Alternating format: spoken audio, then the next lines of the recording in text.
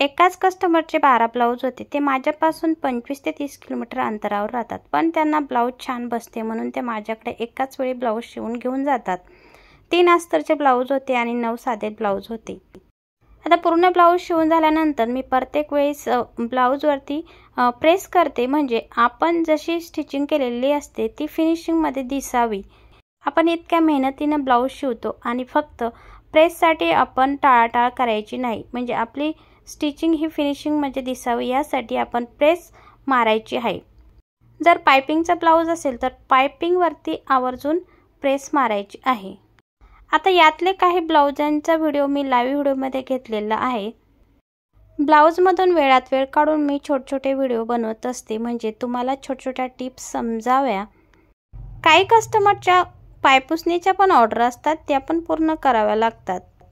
तुम्ही जर नवीनच ब्लाऊज शिकत असाल तर तुम्ही काय करायचं, एकदम शांततेने ब्लाऊज शिवायचे. प्रत्येक स्टेप लक्षात घ्यायची आहे, म्हणजे घाईघाईने कटिंग करायची आणि स्टिचिंग करायची असं नाही करायचं.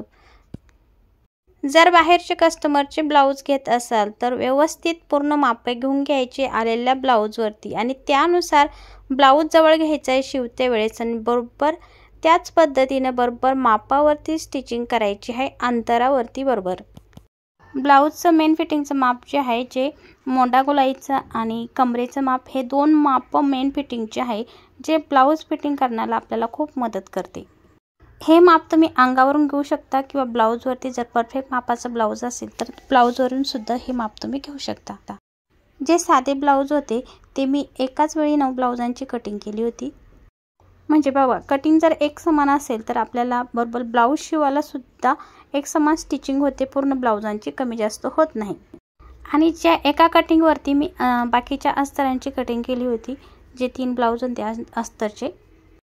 तर अशाच पद्धतीने मी नेहमी एक सोबत कटिंग करत असते, म्हणजे एकाच वेळी जर आपल्याकडे जास्त ब्लाऊज आले तर आपण एकाच वेळी कटिंग करायची आहे.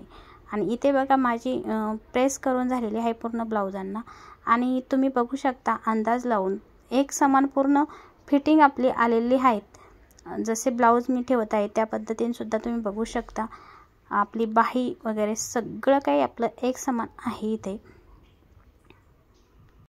ब्लाऊज टाकल्यानंतर आपल्याला लगेच बाहीचा अंदाज येतो. समोरचा जो भाग असतो बाहीचा तो मागच्या भागापेक्षा कमी असतो, म्हणजे आपली फिटिंग ही ब्लाऊजची परफेक्ट फिटिंग येते. बाहीनुसारच आपल्याला अंदाज लावला जातो. गळे सुद्धा बघून घ्यायचे समोरचे दोन्ही एक समान आहे की नाही. आणि आपली साईड उंची सुद्धा बघू शकता तुम्ही. सर्व ब्लाऊजांची एक समान साईड उंची आहे, जी बाहीपर्यंतची साईड उंची असते. आणि इथे सर्व ब्लाऊज माझे कंप्लीट झालेले आहेत.